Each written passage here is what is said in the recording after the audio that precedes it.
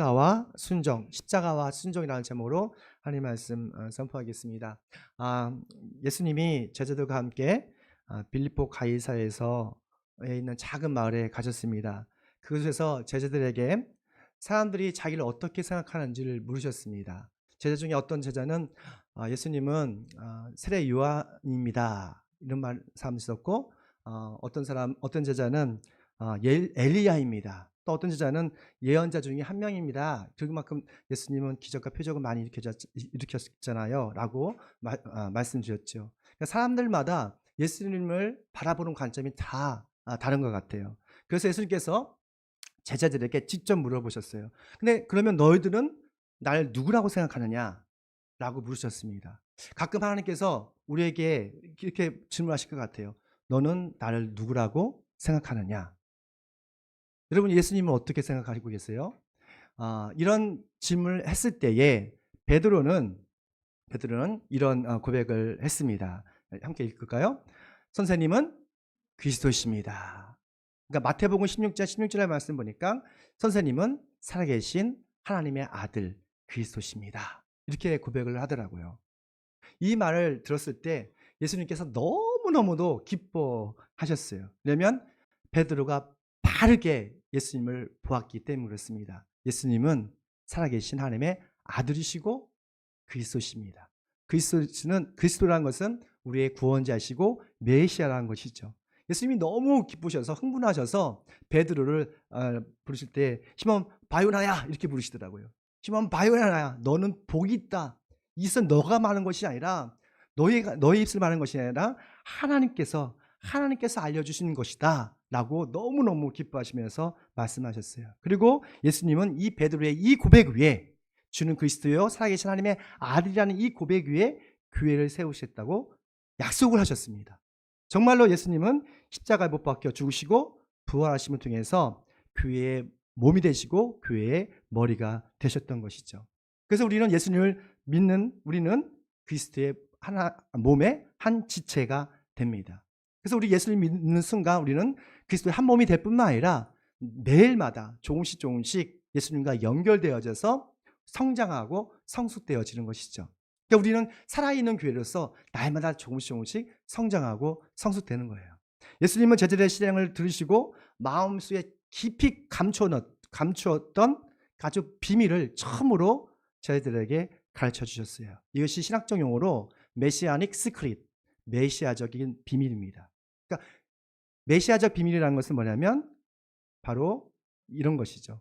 예수님께서 우리의 모든 죄를 대속하기 위해서 죽으시고 부활하셨다는 거예요. 근데 이 말씀을 너무너무도 비밀스럽게 말씀하셨어요.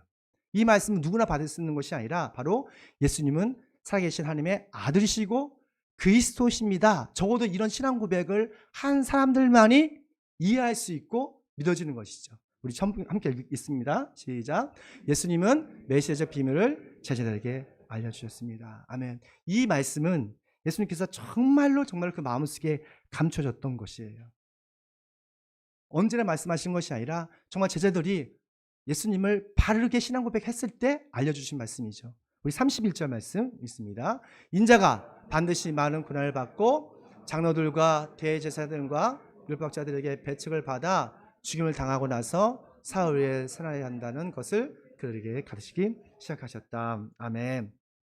예수님께서 33년 동안 하나님을 대신해서 다양한 사역을 하셨습니다. 그 중에서 3가지 중요한 사역을 하셨는데 첫 번째는 설교예요. 하늘나라를 선포하시는 것이죠. 복음을 선포하셨습니다. 두 번째는 제자들을 모아놓고 말씀을 가르치셨어요. 성경 말씀을 잘 가르치셨습니다. 그리고 세 번째는 병든 사람들, 가난한 사람들, 이런 사람들을 고치시고 치료해 주셨죠. 그래서 많은 사람들이 예수님께 몰려왔습니다. 그리고 예수님께서 제자들을 부르셨고 또 여러분을 부르신 목적도 이 3가지예요.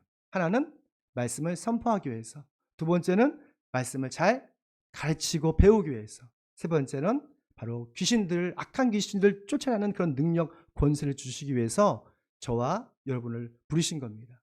근데 이런 권세와 능력을 주시기 위해서는 반드시 해결해야 할 한 가지가 있었습니다. 그것은 바로 죄의 문제예요. 이 죄의 문제는 하나님과 우리의 관계를 다 난도질하거든요. 절단하거든요. 근데 이 죄는 반드시 피 흘림이 있어야 돼요. 반드시 누군가의 대가를 반드시 치러야지만이 이 죄를 용서할 수 있고 죄를 극복할 수 있는 것이죠. 그래서 예수님이 어린 양의 희생제물로 십자가에 못 박혀 죽어가셨던 것이죠. 십자가는 예수님의 사역에서 가장 최고의 완성품입니다. 완성입니다. 예수님께서 복음 사역도 하시고 전도 사역도 하시고 말씀 치유 사역도 하셨지만 십자가는 예수님의 사역의 완성이에요. 어떤 사람은 그렇게 얘기하더라고요. 아니 하나님의 아들이 그 전지전능하신 하늘과 땅을 창조하신 하나님의 아들 예수가 어떻게 십자가에 그렇게 처참하게 죽을 수 있냐고. 그게 하나님이냐고. 근데 예수님께서 그렇게 죽어야만이 우리의 영혼이 살아날 수 있고 주님의 그 권능을 받을 수 있기 때문에 그렇습니다. 그 당시 대부분의 사람들은 십자가에 못 박혀 죽는 사람은 하나님의 저주를 받은 사람이라고 해요.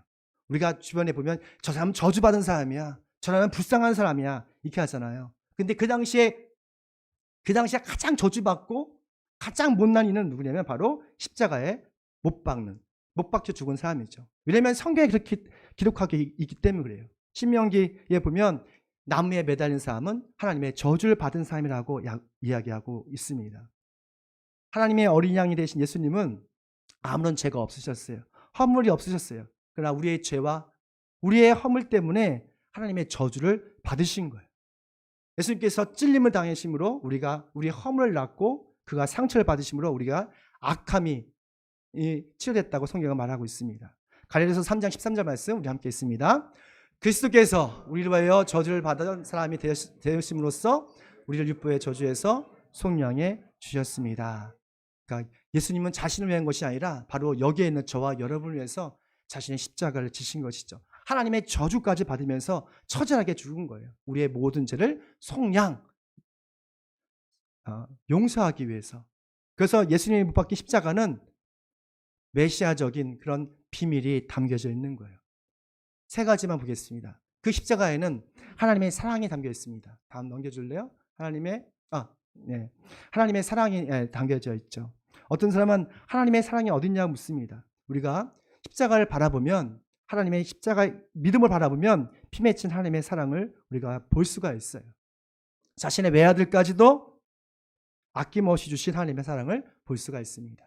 우리 함께 있습니다. 그러나 우리가 아직 죄인 됐을 때 그리스도께서 우리를 위하여 죽으셨습니다. 그래야 하나님께서 우리를 대한 자기의 사랑을 확증하셨습니다. 아멘. 그러니까 하나님의 사랑은 바로 십자가에 담겨 있는 거예요. 많은 사람들이 사랑을 갈급합니다. 칭찬받기 원하고 사랑받기 원해요. 근데 세상에서는 아무리 그걸 공급받아도 부족함이 있어요. 그러나 우리가 예수님 통해서 우리 십자가를 통해서 하나님의 사랑을 받은 사람은 이 인간적인 그런 사랑, 그런 관심, 인정 너무 작게 보이는 거예요.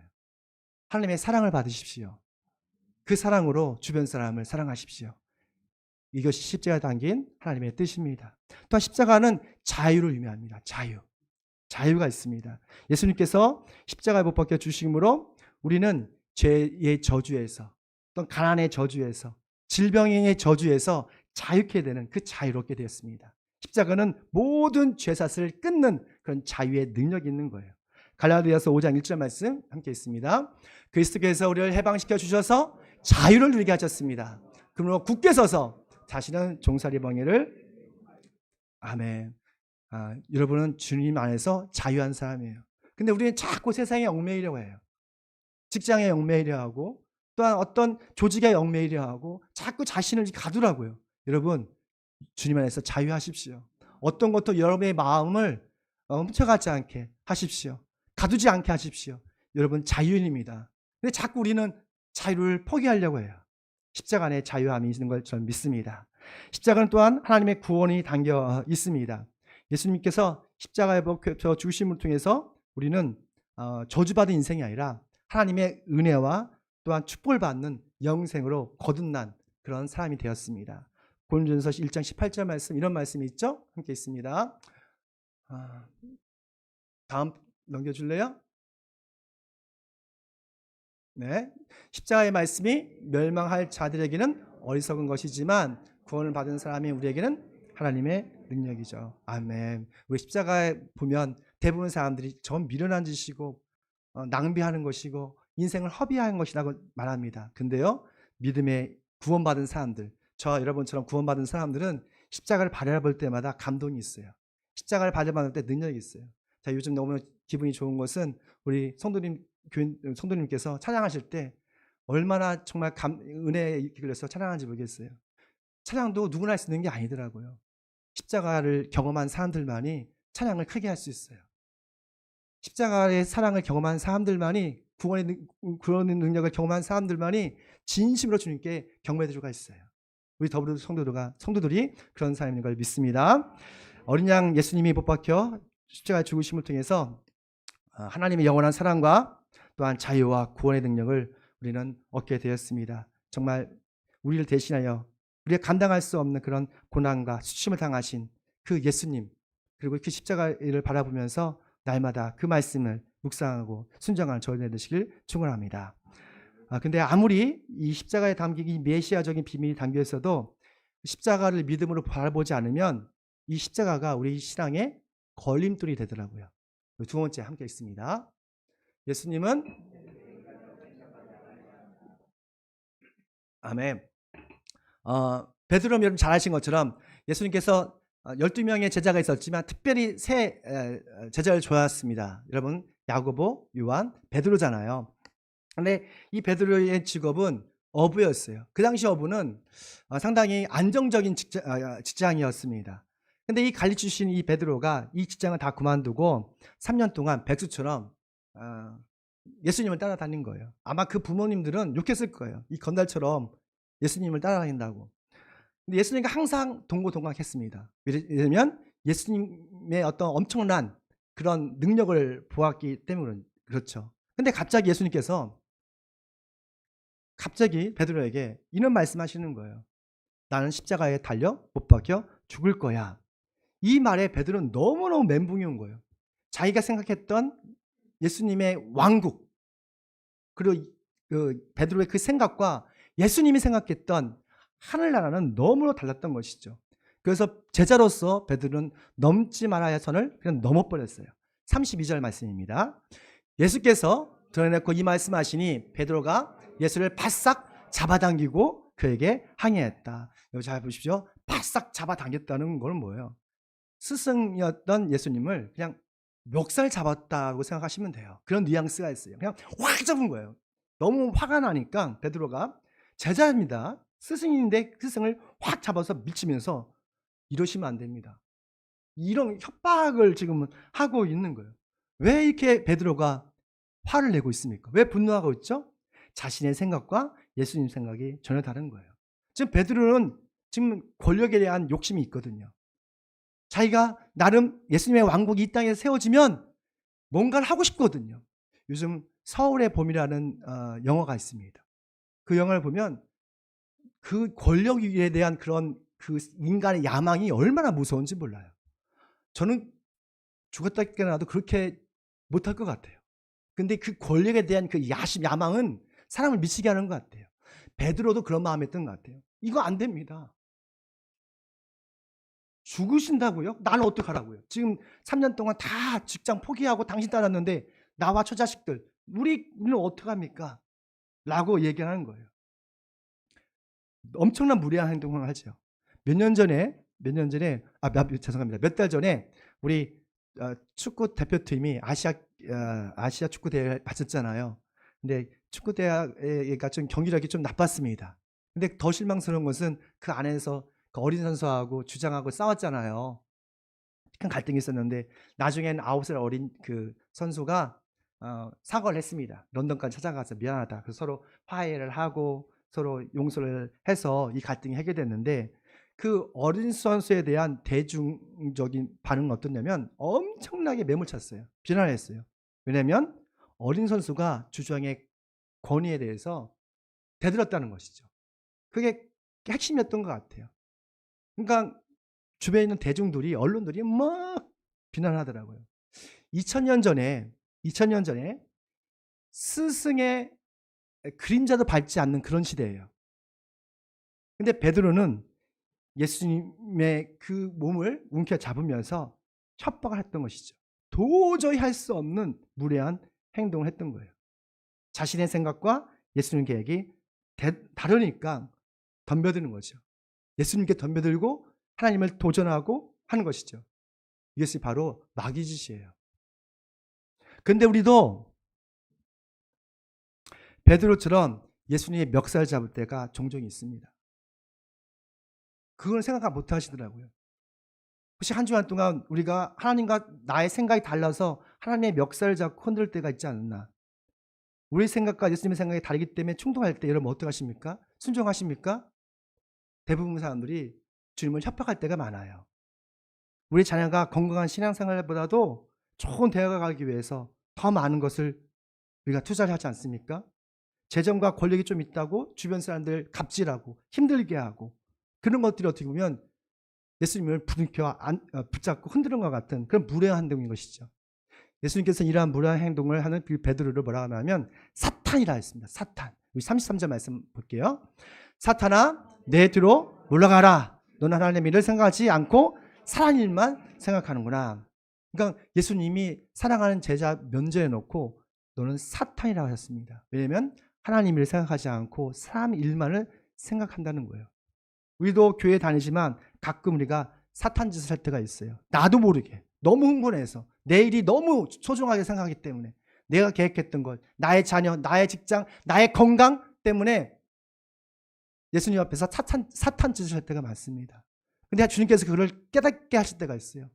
우리 건강을 치실 수도 있고 우리 자녀를 칠 수도 있고 또는 우리가 계획했던 것이 안 될 때가 있어요. 그때는 뭐 하실 거예요? 원망하는 것이 아니라 그때 바로 회개할 때는 거예요. 주님 그렇습니다. 주님 저는 사탄 짓을 했습니다. 라고 회개할 때 주님께서는 그 모든 것을 용서할 걸 믿습니다. 베드로도 그 용서를 받지 않았습니까? 정말 주님께서 우리 야단치실 때 우리가 주님 앞에서 순종함을 통해서 회개함을 통해서 용서받는 저희 되시길 축원합니다. 그러면 예수님이 기뻐하시는 제자는 어떤 사람입니까? 봤더니 예수님 말씀에 묵묵히 순종하는 사람입니다. 순종은 신앙생활의 최고봉이에요. 예수님 말씀에 순종하는 사람이 진정한 예수님의 제자입니다. 함께 있습니다. 예수님의 제자는 십자가를 지고 순종한다는 것이죠. 아멘. 예수님은 제자들과 이 추종자들을 잘 불러놓고 이렇게 말씀하셨어요. 34절입니다. 함께 있습니다. 나를 따라오려고 하는 사람은 자기를 부인하고 자기 십자가를 지고 나를 따라오라. 아멘. 예수님을 믿는다는 것은 예수님의 말씀에 순종하는 제자가 되는 것입니다. 예수님의 제자는 적어도 자기 십자가를 지고 가는 그런 사람이죠. 십자가는 다 다르지만 누구에게나 있습니다. 십자가는 고통이고 그리고 부담감을 의미하고 있어요. 그러니까 십자가는 내 현실적인 문제예요. 우리 문제가 많지 않습니까? 뭐 가정의 문제도 있고 직장의 문제, 건강의 문제도 있고 오늘 건강 때문에 못 나오시는 우리 집사님들 계신데 여튼 그 죽음의 문제까지도 이 수많은 것이 바로 우리 실제적인 문제예요. 예수님의 제자는 이런 문제가 있어도 그 문제의 십자가를 지고 예수님을 따라가는 거예요. 대부분의 교인들은 이 문제를 놓고 기도를 합니다. 그래서 응답을 받지 않으면 그냥 떠나버리고 응답받으면 쫄쫄쫄 따라다녀요. 그러나 제자는 그렇지 않습니다. 우리 삶의 모든 삶의 많은 다양한 문제들이 응답받든 응답받지 않든 그냥 그 길을 가는 거예요. 십자가의 길을 가는 거예요. 예수님을 따라가는 거예요. 그래서 예수님의 제자는 일상의 편안함을 포기한 사람들이에요. 요즘은 신앙의 가장 큰 적이 편안함 같아요. 우리는 예배도 너무 편하게 되지 않습니까? 인터넷이나 TV나 들을 수도 있어요. 그렇게 할 수도 있어요. 근데 우리가 직접 이렇게 나와서 불편함에도 불구하고 교회에 나와서 비 오는 날에도 와서 드리는 것은 우리는 불편함을 포기했기 때문에 그래요. 십자가의 길은 어려운 길이에요. 좁은 길이에요. 불편한 길이에요. 그 길을 주님께서는 가라고 말씀하시는 거예요. 금요일 날 우리 윤재호 우리 목사님을 만났는데 그분은 요셉의 아버님이 한국에 잠깐 오셨어요. 한국에서 저녁 식사를 받았는데요. 3시간 동안 같이 다양한 이야기를 했습니다. 목회 이야기를 했죠. 목사들 만나면 하는 얘기가 목회 얘기밖에 없어요. 한 3시간 막 같이 얘기했던 것 같아요. 그래서 공통으로 공감했던 것이 중국에 있는 목회나 한국에 있는 목회나 다 어렵다. 그 말씀을 서로 공감했습니다. 중국에서는 종교 탄압이 대단합니다. 대놓고 예수님을 믿을 수가 없어요. 그렇지만 거기 중국 사람들이 마음이 순수하대요. 그래서 순수하게 하나님의 말씀을 믿고 순종하고 교회에 헌신하고 봉사한 것을, 고난받는 것을 영광스럽게 생각한대요. 우리도 30-40년 전에 그렇게 했거든요. 교회 와서 봉사하고 헌신하고 성가대 쓰고 교회 학교하고 뭐 이런 뭐 찬양 봉사하고 이런 것을 우리는 영광스럽게 생각했어요. 심지어는 어떤 성도들은 교장 선생님인데 자기 직장 잃을 수 있는 상황에서도 끝까지 예수를 믿는데요. 근데 우리나라는 완전히 바뀌었습니다. 종교에 자유가 있습니다. 하루에도 좋은 석유가 차고 넘쳐요. 한국 교인들은 예수님께 희생하고 헌신한 것을 요즘 보니까 손해본다고 생각해요. 나의 재정과 시간을 손해본다. 그런 생각을 하시는 것 같아요. 요즘 한국 교회에 우리 교단에 전도사들이 없습니다. 우리 교회도 전도사가 없죠. 기대하지도 않습니다. 이러면 신학대학원 간 사람이 없어요. 그리고 성도이면서 교인이면서 봉사하고 헌신하는 사람이 그렇게 많지가 않습니다. 그만큼 한국 교회는 세속주의, 물질주의에 많이 젖어 있는 거예요. 큰 도전을 받고 있는 거죠. 중국 교회는 외부적인 탄압을 받고 있고 한국 교회는 그런 세속주의라는, 물질주의라는 그 문화의 도전을 받고 있는 거예요. 이 뒤에는 뭐가 있습니까? 악한 마귀가 있는 거예요. 악한 마귀의 도전과 위협에도 우리가 끝까지 주의 말씀을 붙잡고 순종할 때, 십자가 길을 걸어갈 때 우리는 나만 승리할 걸 믿습니다. 왜 우리가 이 길을 가야 되죠? 왜냐하면 이 십자가의 길이 바로 길이고 진리고 생명이기 때문에 그렇습니다. 요한복음 14장 6절 말씀 읽고 예배를 마치겠습니다. 함께 했습니다. 예수께서 그들에게 말씀하셨다. 나는 길이요 진리요 생명이다. 나를 거치지 않은 곳은 아무로 아버지께로 갈 사람이 없다. 아멘. 자, 기도하겠습니다. 우리의 죄를 대속하기 위해서 십자가에 못 박혀 주신 예수님을 찬양합니다. 우리가 예수님을 믿고 출세하고 성공하는 것보다 우리의 십자가를 지고 가는 그런 믿음의 사람들 되게 도와주시옵고 예수님을 따라가는 순교적 신앙과 온전한 순종의 믿음을 허락하여 주시옵소서. 거룩하신 예수님의 이름으로 기도드립니다. 아멘. 우리 성찬식에 참여하기 전에 찬양 보혈을 지나 찬양하시면서 우리의 손으로, 우리의 발로, 또 우리의 마음으로 생각을 지었던 오늘 죄들을